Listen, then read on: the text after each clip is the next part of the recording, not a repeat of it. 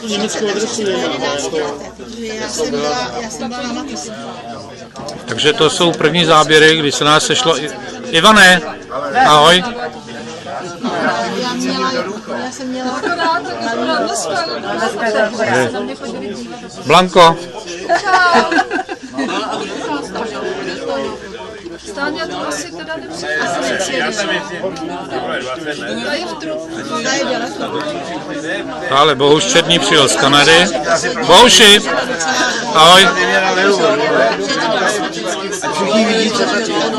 Tak.